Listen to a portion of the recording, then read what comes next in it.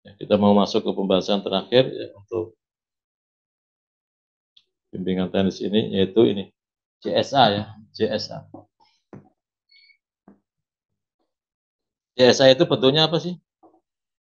Dokumen ya, dokumen. Job safety analysis. Ya itu singkatannya. Ya. Kalau bentuknya, Dokumen. bentuk fisiknya kan dokumen. Dokumen. JSA itu bagian dari prosedur. Ya, prosedur. Kalau Bapak dan Ibu pernah mempelajari hierarki ya, dokumen SMK 3 ya, pernah mempelajari itu. Nanti. Se. Ben sampean paham. Pernah membaca tentang hierarki dokumen SMK 3 ya. Di sana ada tingkatan-tingkatan dokumen ya. Dokumen yang paling tinggi itu namanya manual ya, manual SMK 3.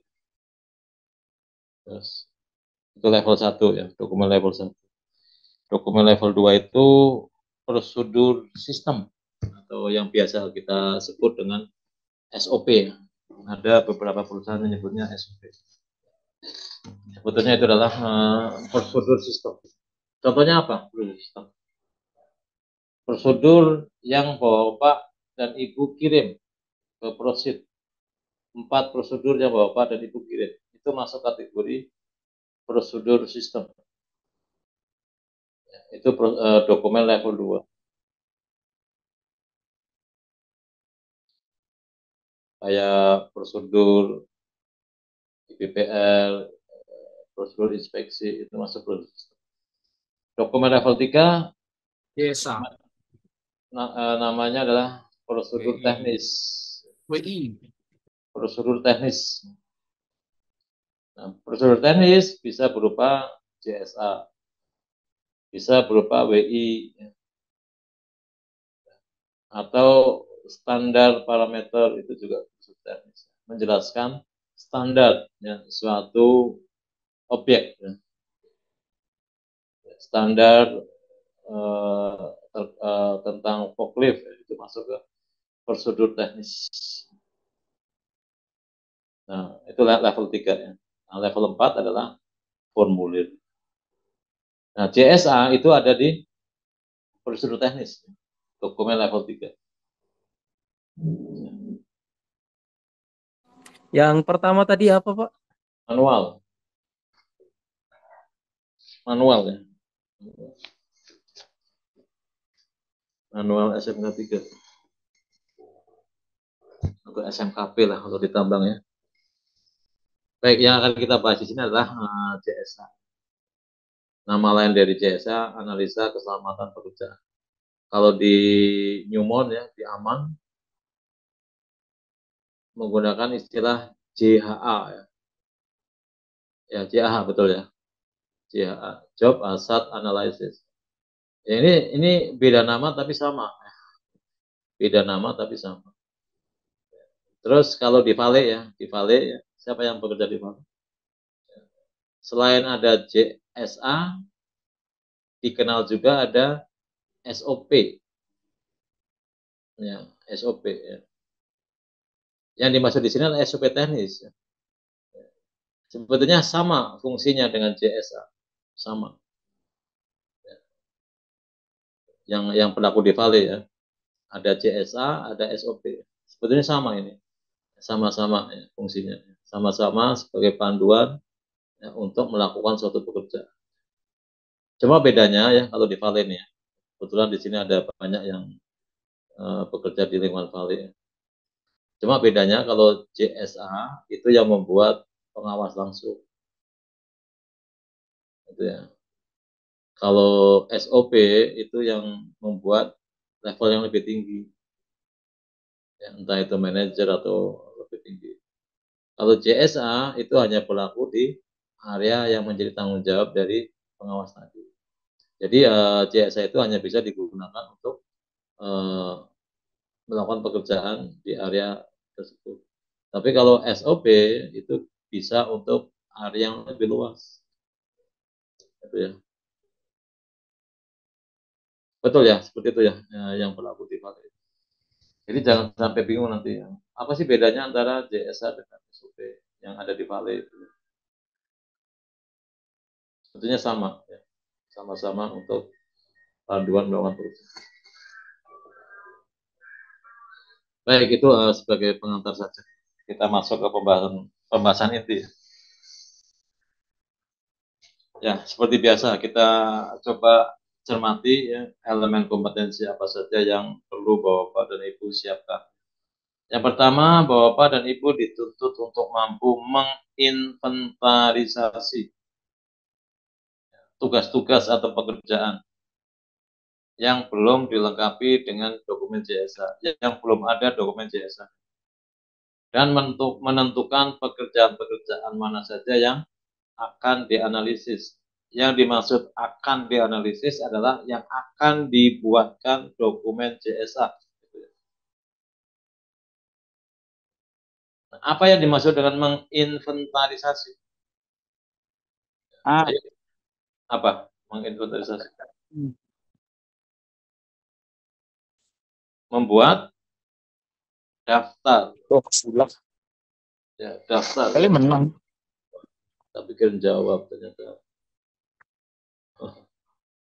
Pak Didi Ahmad. Ada gangguan ini. Pak Didi Ahmad. Kembali lagi tadi apa? Inventarisasi itu. Membuat daftar ya.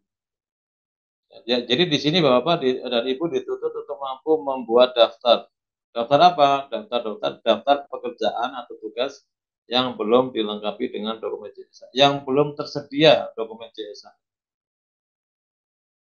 Dan menentukan pekerjaan-pekerjaan mana yang akan dibuatkan dokumen JSA. Poinnya di situ. Mudah kan sebetulnya ya, membuat daftar. Ini biasanya ya, umumnya ya, dilakukan harian, daily. Sebagai contoh nih ya, Pak Matmulya. Hari ini ya, beserta timnya akan melakukan pekerjaan apa saja. Nah, itu dibuat daftar. Hari ini mau melakukan pekerjaan apa saja, dibuat daftar. Oh, ada 10 pekerjaan. Berarti ada 10 ya, inventarisasi ya, pekerjaan-pekerjaan. Nah, dari 10 pekerjaan ini, mana yang sudah tersedia dokumen JSA-nya, mana yang belum. Oh, ternyata ada 5 yang sudah ada JSA-nya. 5 lagi belum ada JSA-nya. Nah, seperti itu cara menginventarisasi. Nah, dari 5 pekerjaan yang belum ada JSA-nya, mana yang harus kita buatkan dokumen JSA? Dari 5 pekerjaan yang belum ada JSA-nya, mana yang akan kita buat dokumen JSA? Ya, idealnya semua ya, dari 5 ini harus dibuat dokumen JSA. Tapi kalau waktunya nggak cukup, ya, ketersediaan sumber daya nggak cukup, maka kita harus menentukan skala prioritas. Dari 5 ini mana yang harus kita prioritaskan untuk dibuatkan dokumen JSA. Seperti itu gambarannya. Ada juga yang melakukan inventarisasi ini weekly, mingguan. Sebagai contoh ya, Pak Idum Agang. Pak Idum Agang ya, merencanakan minggu depan akan melakukan pekerjaan apa saja. Dibuat daftarnya. Ya, 1 minggu akan melakukan pekerjaan apa saja. Oh, ada 20 pekerjaan ini. Nah, dari 20 pekerjaan ini, mana yang sudah tersedia dokumen JSA-nya, mana yang belum. Nah, yang belum tersedia dokumen JSA, ya, anggap aja ada 10 contohnya. Dari 10 ini, mana yang akan dibuatkan dokumen JSA. Jadi mudah ya cara menjelaskannya seperti itu. Kalau bingung menjelaskan secara teori, tadi dengan contoh tadi. Pak, minggu depan saya mau melakukan pekerjaan ini. Maka saya buat daftar pekerjaan yang akan saya buat. Dari daftar pekerjaan itu ada 30.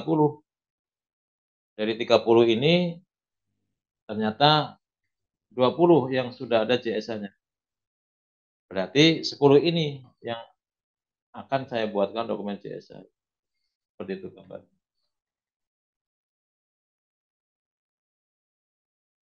Oke, yang kedua, elemen kompetensi yang kedua. Bapak dan Ibu dituntut untuk mampu menentukan metode di dalam penyusunan dokumen JSA. Metode, poinnya di sini metode.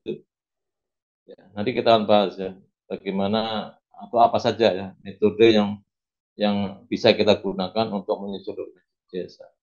Dan yang kedua, bagaimana tahapan-tahapan menyusun dokumen JSA. Ya, jadi untuk elemen kompetensi yang kedua itu ada 2 poin. Yang pertama, harus memahami ya, dan bisa menjelaskan bagaimana metode penyusunan dokumen JSA. Yang kedua, bagaimana langkah-langkah di dalam menyusun dokumen JSA. Metode dan langkah-langkahnya. Nanti kita bahas ya. Metode dan langkah-langkah. Baik ya, itu gambaran apa-apa saja yang harus Bapak dan Ibu siapkan terkait dengan unit kompetensi ini. Nah, ini definisi JSA cukup panjang nih ya. Tapi di sini sudah saya kasih tanda ini. Yang saya beri warna, yang saya beri tanda tebal ini, yang menjadi kata-kata kunci. JSA adalah proses, ya, suatu proses, ya, proses ya, yang merinci suatu pekerjaan menjadi langkah-langkah kerja yang berurutan. Terus dari setiap langkah kerja ini kita identifikasi apa bahayanya, dan dari setiap bahaya kita tentukan langkah pencegahannya. Intinya itu saja, ya, untuk lebih mudah memahami.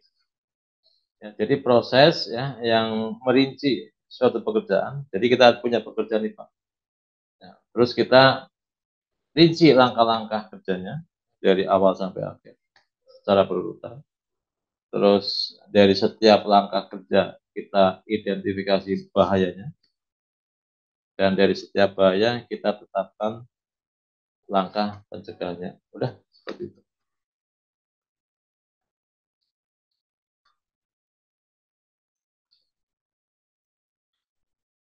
Siapa yang bertanggung jawab untuk menyusun dan implementasi JSA adalah pengawas. Bapak dan Ibu ya. Pengawas. Kenapa pengawas yang bertanggung jawab untuk menyusun dan implementasi JSA? Ini ada 3 alasan. Pertama, JSA itu kan prosedur teknis. Ya, prosedur teknis. Ya, yang bisa menyusun prosedur teknis adalah orang yang memahami secara teknis bagaimana pekerjaan itu dilakukan. Siapa yang memahami secara teknis? Ya pengawas. Orang safety nggak paham secara teknis. Cara menyusun jasanya paham orang safety. Tapi isinya secara teknis tidak paham.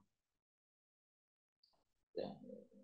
Itu alasan pertama ya. Karena pengawas adalah orang yang menguasai secara teknis dari pekerjaan itu. Yang kedua, ya, pengawas itu biasanya dipilih dan diangkat dari orang-orang yang sudah punya pengalaman terkait dengan pekerjaan itu. Sehingga si pengawas itu sudah punya catatan atau ingatan kecelakaan-kecelakaan apa saja yang pernah terjadi.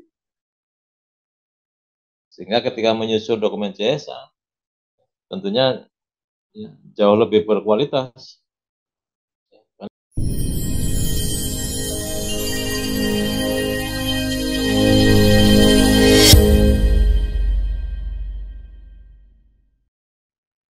Ya, jadi ini ceritanya itu pekerjaan sedang berjalan nih. Dokumen JSA sudah ada. Tapi di tengah jalan kita baru tahu kalau ada tindakan pengendalian di JSA yang tidak bisa kita lakukan. Atau kita baru tahu ada bahaya baru yang risikonya tinggi, tapi belum ya, tercantum di dalam dokumen JSA. Ketentuan di sini adalah pekerjaan harus dihentikan sementara. Setelah kita hentikan pekerjaan itu, apa yang harus kita lakukan?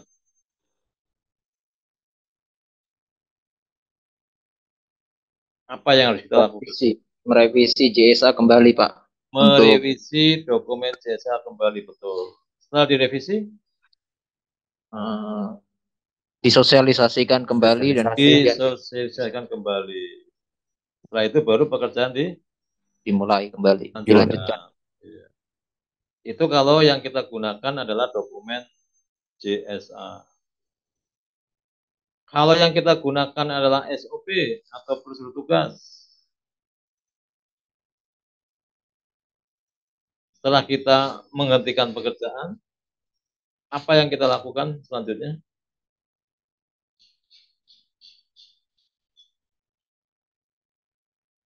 Apa yang revisi kita juga, Pak? Salah.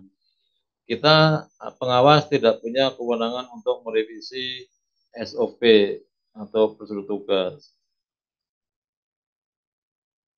Berarti apa yang dilakukan? Melaporkan, Pak. Menyusun dokumen JSA baru. Ini lebih lama nih biasanya nih. Menyusun dokumen JSA baru. Jadi ya SOP teknisnya tadi ya kita kita gunakan ya. Kita letakkan aja di meja. Tidak kita gunakan. Kita menyusun dokumen JSA baru. Setelah dokumen JSA disusun, ya, disetujui, disosialisasikan, baru pekerjaan dilanjutkan. Seperti itu. Ada yang ingin ditanyakan terkait dengan ketentuan dasar implementasi JSA ini?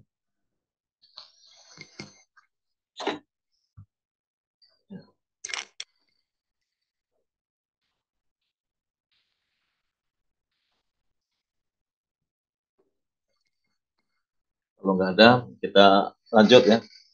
Nah, ini adalah pembahasan langkah-langkah penyusunan dan implementasi. Kalau tadi kan metode ya, metode yang digunakan untuk menyusun dokumen JSA. Kalau ini langkah-langkahnya. Langkah-langkah di dalam penyusunan dan implementasi JSA. Langkah yang pertama tentunya kita menentukan ya pekerjaan yang akan dibuatkan dokumen JSA. Menentukan pekerjaan. Nanti kita akan bahas ya bagaimana ya cara untuk menentukan pekerjaan. Sebetulnya tadi udah kita bahas di awal ya. Itu yaitu dengan melakukan inventarisasi. Nah, setelah kita tetapkan ya, pekerjaan mana yang akan kita buatkan dokumen JSA, selanjutnya kita menguraikan ya, pekerjaan tadi ya menjadi beberapa langkah tugas yang berurutan dari awal sampai akhir. Nanti kita akan bahas pembahasan detailnya. Nah, setelah kita menguraikan langkah-langkah tugas tadi, setiap langkah tugas kita identifikasi bahaya atau potensi insiden. Berikutnya, dari setiap bahaya atau potensi insiden tadi, ya, kita tentukan tindakan kontrol atau tindakan pengendalian agar bahaya atau potensi insiden itu tidak sampai terjadi. Nah, setelah selesai semua, ya, semua bahaya atau potensi insiden sudah ditetapkan tindakan pengendaliannya, sejatinya JSA sudah selesai. Sesimpel itu. Tinggal kita meminta persetujuan dari atasan. Setelah disetujui, ya, baru dokumen JSA diimplementasikan. Ya. Apa saja tahapan diimplementasi? Pertama, mengkomunikasikan atau mensosialisasikan dokumen JSA.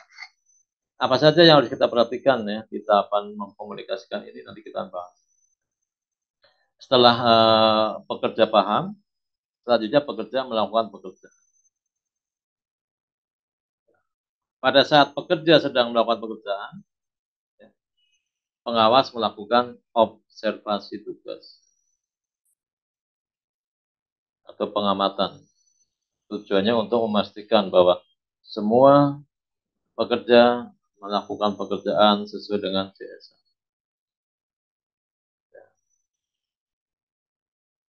Pekerjaan selesai, dokumen jasa disimpan. Apakah cukup disimpan saja? Tidak. Di beberapa perusahaan dokumen jasa ini di-upgrade ya, ditingkatkan menjadi SOP teknis atau kalau di JRPM prosedur tugas. Ya. Selain di-upgrade ke SOP atau prosedur tugas, ya, kita juga punya kewajiban untuk melakukan review ya, atau revisi dokumen JSA. Di mana tujuan review atau revisi ini untuk memastikan ya, dokumen-dokumen JSA yang lama masih tetap update dan bisa kita gunakan.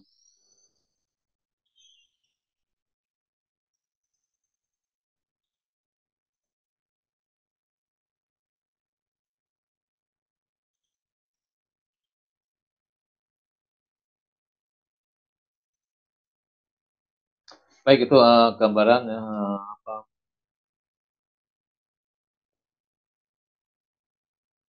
langkah-langkah penyusunan dan implementasi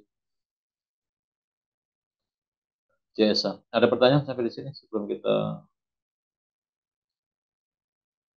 lanjutkan ya untuk pembahasan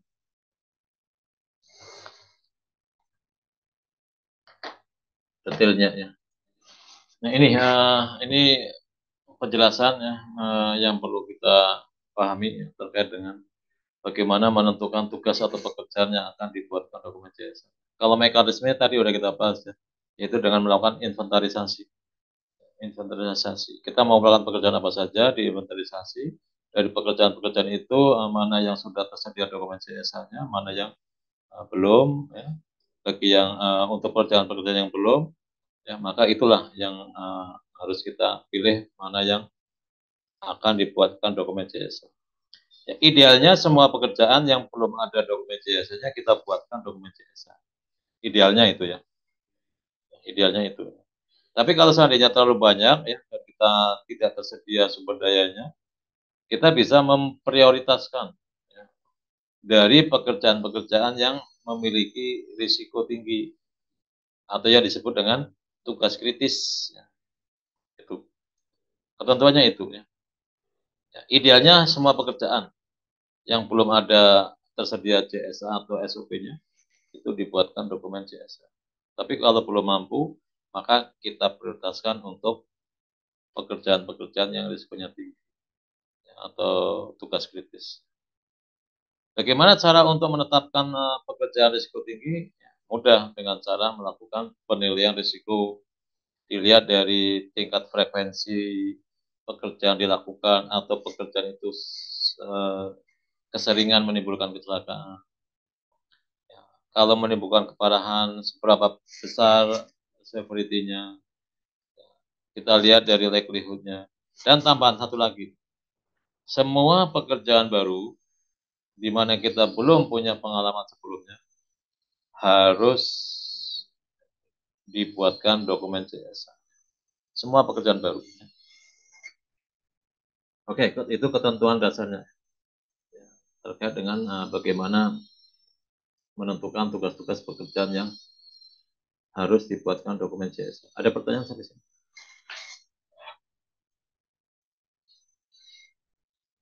Nah, ini ketentuan terkait dengan menentukan langkah-langkah kerja. Langkah-langkah kerja. Ya, sebetulnya kita bisa menggunakan dua metode tadi untuk menentukan langkah-langkah kerja. Ya, dengan metode observasi ya, atau metode diskusi. Ya.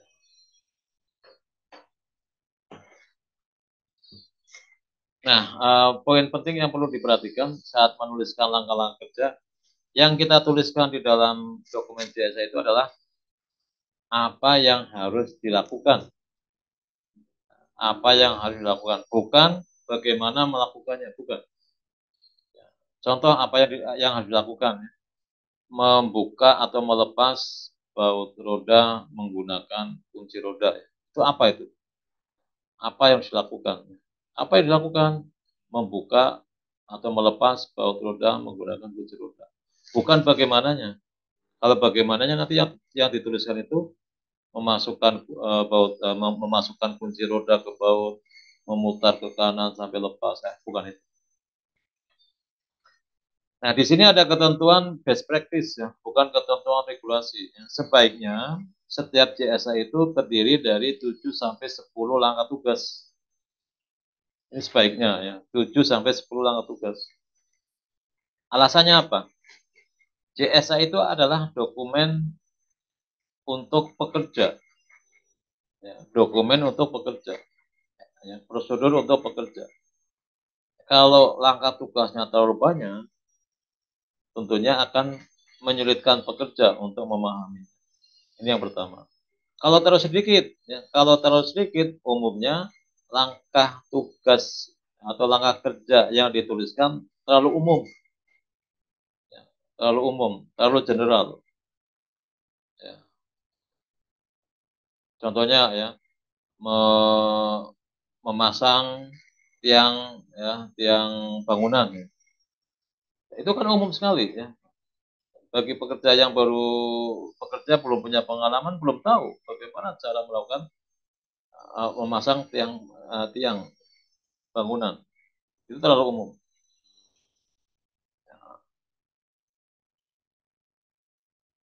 Itu kalau terlalu sedikit biasanya terlalu umum, ya, itu juga akan menyulitkan pekerja di dalam memahami bagaimana cara melakukannya. Nah, biasanya idealnya itu ya, umumnya itu setiap JSA terdiri dari 7 sampai 10 langkah tugas. Nah, yang berikutnya bagaimana mengidentifikasi bahaya.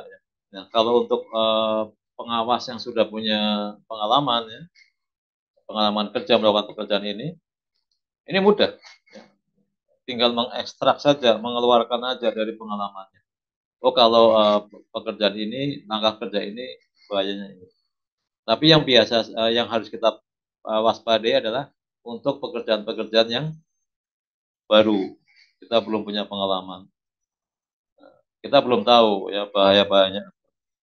Sehingga untuk bisa mengidentifikasi bahaya, kita bisa menggunakan dua metode tadi. Metode observasi atau metode ya, diskusi. Bisa juga menggunakan ini, ya, pedoman pertanyaan-pertanyaan ini juga bisa. Oke, itu mengidentifikasi bahaya. Yang berikutnya menentukan tindakan pengendalian. Tindakan pengendalian. Ya, pedoman yang digunakan sama ya dengan menentukan atau merumuskan rekomendasi dalam perbaikan, yaitu hierarki pengendalian risiko. Sehingga tindakan pengendalian ini lebih efektif. Ya. Cuma perlu dipahami ya, umumnya ya tindakan pengendalian yang ada di dalam dokumen CSA itu bersifat isolasi, administrasi, praktek kerja, dan APD. Umumnya itu. Ya, kita jarang sekali ya, bahkan saya belum pernah menemukan ya, tindakan pengendalian di dalam dokumen CSA yang bersifat eliminasi dan substitusi. Kira-kira kenapa? Kenapa kok jarang atau bahkan tidak ada pengendalian yang bersifat eliminasi atau substitusi di dokumen CSA? Kira-kira apa? Ya, itu sama aja pekerjaannya diganti atau ditiadakan, Pak. Iya, betul. Sumber bahayanya kan pekerjaan. Nah, kalau dieliminasi berarti dihilangkan. Nah, kalau dihilangkan ya ngapain kita membuat dokumen CSA? Ya. Ditinggal pulang aja, Pak ya. Tinggal pulang aja udah. Atau substitusi diganti. Kalau pekerjaan diganti ya CSA-nya ganti juga. Itu ya. Itu alasan. Nah, ini kebiasaan ya. Saya masih banyak ya menemukan ya, masih sering menemukan penulisan kalimat di dalam kolom tindakan pengendalian. Ya. Menggunakan kalimat-kalimat atau kata-kata yang susah untuk dipahami oleh pekerja. Ya. Menggunakan istilah asing, ya. Terus kalimatnya terlalu panjang, ya. Menggunakan kata-kata yang memiliki makna ambigu, yang tidak jelas, tidak spesifik. Ya. Contohnya kayak penggunaan kata memastikan, itu paling sering itu saya jumpai. Hindarilah ya penggunaan kata-kata memastikan. Lebih baik menggunakan kata-kata kerja yang spesifik, kata kerja yang spesifik. Jangan menggunakan kata-kata yang memiliki makna ambigu. Ya. Memastikan itu yang paling sering saya jumpai. Yang dimaksud melakukan pengukuran untuk mengetahui tindakan pengendalian sudah memadai atau belum, itu sama aja dengan kita melakukan penilaian ulang, ya. Menilai risiko sisa. Itu yang dimaksudnya. Ya. Untuk mengetahui apakah tindakan pengendalian yang sudah kita susun itu sudah efektif atau belum. Gitu ya. Oke, itu penjelasan tentang tindakan pengendalian. Nah, ketika semua bahaya atau potensi kecelakaan sudah ditetapkan tindakan pengendaliannya, ya, JSA sudah selesai. Ya, sudah selesai dibuat. Tinggal kita meminta persetujuan, selanjutnya kita mengkomunikasikan atau mensosialisasikan. Nah, tujuan dari mensosialisasikan JSA adalah untuk agar pekerja memahami, agar pekerja memahami.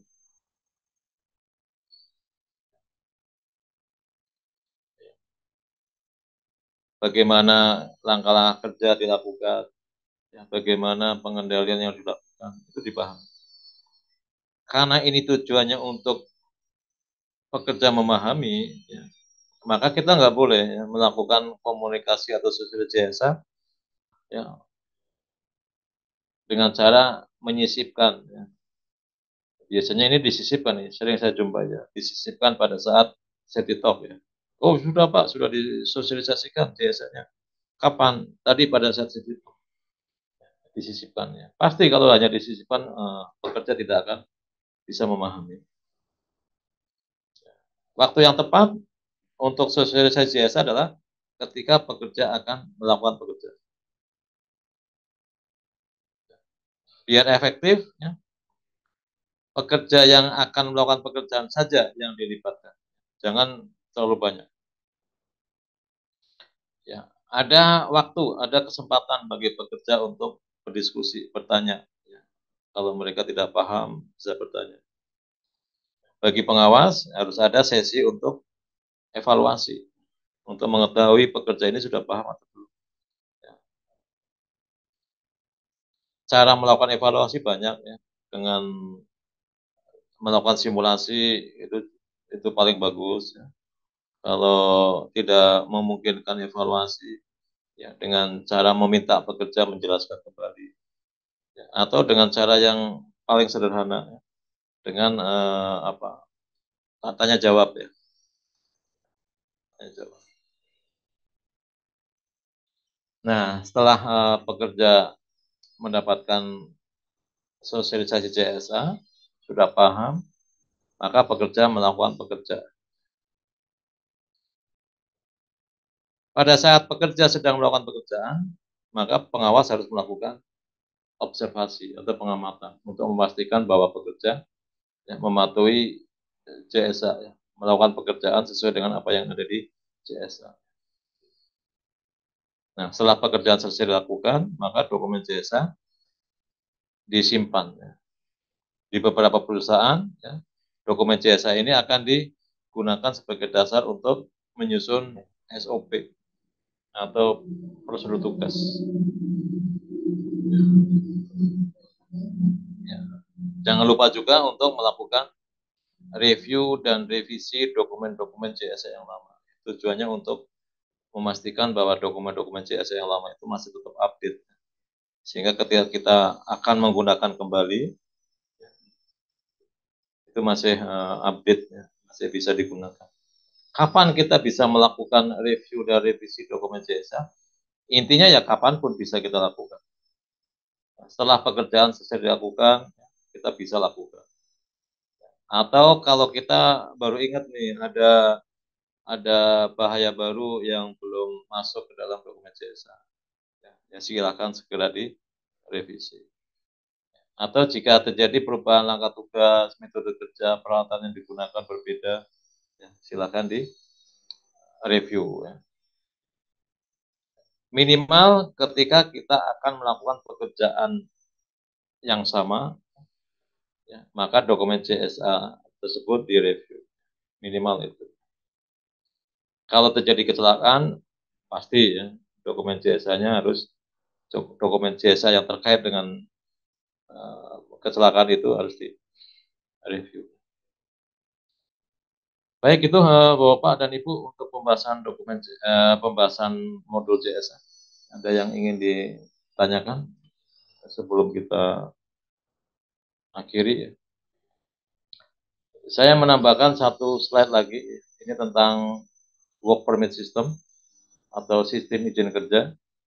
Karena saya menemukan di salah satu kriteria unjuk kerja, ya, unit kompetensi pertama, ya, itu ada ini. Saya menemukan ini. Ya. Jadi ini antisipasi aja, barangkali nanti ada asesor yang apa yang jeli, ya, yang detail, ya, dan ini ditanyakan. Ini hanya sekedar untuk mengingatkan kembali. Ya, saya yakin ya bahwa Bapak dan Ibu sudah paham work permit system, sudah pernah melakukan pekerjaan juga barangkali yang pekerjaan-pekerjaan yang berkaitan dengan work permit system. Jadi intinya itu gini, ya, setiap kali kita mau melakukan pekerjaan risiko tinggi, ya, di mana pekerjaan itu diatur di dalam work permit system, ya, contohnya kayak pekerjaan di ruang terbatas, ya, confined space, ya, atau pekerjaan di dalam air itu, maka sebelum kita melakukan pekerjaan kita harus mendapatkan izin terlebih dahulu. Ya, biasanya kita harus mengisi formulir. Ya. Setelah kita mengisi formulir, kita melengkapi semua persyaratan keselamatan kerjanya. Nah, salah satu, ya, ini salah satu, berarti ada persyaratan yang lain. Salah satu persyaratan yang harus dipenuhi adalah kita menyiapkan dokumen CSA untuk pekerjaan. Nah, setelah semua persyaratan dipenuhi, kita ajukan untuk mendapatkan izin. Biasanya yang memberi izin ini disebut dengan work permit issuer. Work permit issuer. Ini orang yang ditunjuk oleh manajemen untuk memberikan izin kerja. Nah, biasanya work permit issuer ini sebelum memberikan izin akan memeriksa dulu persyaratannya. Kalau sudah terpenuhi, ya barulah izin dikeluarkan dan kita bisa melakukan pekerjaan tersebut. Gambarnya seperti itu ya, untuk mengingatkan kembali aja. Kalau secara definisi ya menurut International Association of Oil and Gas Procedure, ya, work permit system adalah sistem izin tertulis resmi, izin tertulis ya, bukan secara lisan, resmi ya, yang sudah disetujui oleh manajemen, yang digunakan untuk mengendalikan jenis-jenis pekerjaan tertentu yang diidentifikasi sebagai pekerjaan berpotensi tinggi atau berisiko tinggi. Oke, itu ya, itu sedikit tambahan. Ini contoh dari prosedur tugas ya, atau JSA ya. Ini saya ambil dari tempatnya Pak Panggua. Ya, kalau di tempatnya Pak Panggua ini seperti ini format prosedur tugas ya. Ada nilai risiko dari pekerjaan ini. Jadi kita tahu oh ini pekerjaan ini risikonya. Terus di sini juga ada nih nilai risiko dari setiap bahaya ini. Jadi kita bisa tahu oh untuk langkah kerja ini ada risiko tinggi atau tidak. Untuk pekerjaan ini ada risiko tinggi atau tidak. Nah, ini juga kita bisa gunakan ya, nilai risiko ini bisa digunakan untuk mengukur ya, apakah tindakan pengendalian ini sudah memadai atau belum. Kalau di sini tidak ada nilai risikonya, ya kita akan agak sulit untuk mengukur efektivitas dari pengendalian. Baik, itu Bapak dan Ibu untuk pembahasan modul CSA. Dengan demikian 8 modul, 8 unit kompetensi sudah selesai kita bahas. Barangkali dari semua modul ada yang ingin ditanyakan, silakan. Sebelum kita akhiri. Ada? Ya, ini ada titipan pesan dari Mas Vicky ya. Jangan keluar Zoom dulu ya. Ada informasi yang akan disampaikan oleh Mas Vicky. Baik, kalau tidak ada ya dari saya cukup ya. Mudah-mudahan apa yang kita sampaikan dalam 3 hari ini bisa dijadikan sebagai modal ya untuk Bapak dan Ibu di dalam mengikuti sertifikasi besok ya. Dan terakhir saya turut mendoakan mudah-mudahan semuanya besok diberikan kemudahan, kelancaran dan mendapatkan hasil yang sesuai diharapkan. Amin. Amin. Baik, kalau tidak ada lagi yang ingin disampaikan dari